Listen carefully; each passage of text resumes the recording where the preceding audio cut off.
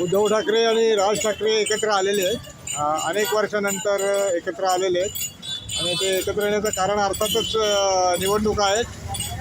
त्या निवडणुकींच्या काळामध्ये एकत्र येऊन परत एकदा मराठी माणसाच्या मुद्द्यावरती वातावरण तापवायचं, मराठी चं नाव घेत अर्थातच गरीब हिंदी भाषिक व्यापाऱ्यांना, गरीब हिंदी भाषिक फेरीवाल्यांना, लिंबूवाल्याला, केळेवाल्याला मारहाण करायची आणि मोठं शौर्य केलेलं आहे असं दाखवण्याचा प्रयत्न करायचा, असं दोन्ही पक्षांचं साधारणतः धोरण दिसतं आहे. परंतु हे याच्यामध्ये स्पष्ट करून घेतलं पाहिजे की 0+0 = 1 होऊ शकत नाही. 0+0 = 0च असतं. त्याचप्रमाणे या दोन्ही नकारात्मक वाल्यांची जी अवस्था जी आहे ती या प्रकारे होणार आहे. आणि महाराष्ट्राचा मराठी समाज जो आहे तो तात्पुरता भावना वियोग जरी होत असलं तरी यांच्या चिकाळणाऱ्या गोष्टी या घोषणा वगैरे देऊन तरी कायमचा या लोकांच्या आहारी जाण्याची शक्यता फार कमी दिसते.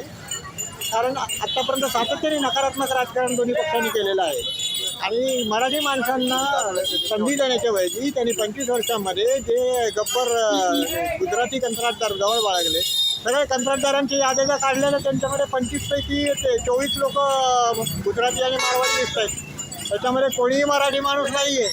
ते सिद्ध होत आहे वारंवार. त्यांना जेव्हा हप्ते खायचे असतात, जेव्हा गोळं करायचं असतं, तेव्हा त्यांना गुजराती माणसाचा आधार लागतो आणि गुजराती माणसाच्या मदतीने ते सगळी कमाई करत असतात. आणि मराठी माणसाच्या हातामध्ये मात्र वडापाव देतात, वडापावची गाडी देतात त्याच्या हातामध्ये. स्वतः मात्र रोल्स रॉयल्स आणि मर्सिडीज बेंझ गाड्यांमधून फिरत असतात.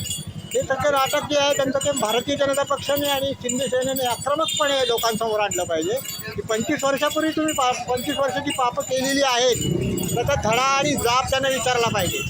अर्थात देवेंद्र फडणवीसांच्याकडे ही संधी होती, त्यांनी जी पापं केलेली होती त्याचा सगळा जबाब त्यांना विचारण्याची आणि त्यांना कायमचं एका प्रकारे बंदिवान करण्याची पण त्यांनी संधी मिळालेली होती, परंतु ती त्यांनी गमावलेली आहे. तसं सेटलमेंट करण्याची त्यांना परवानगी दिली गेलेली नव्हती असं मला वाटतं. कारण शहांचं राजकारण हे वेगळं आहे.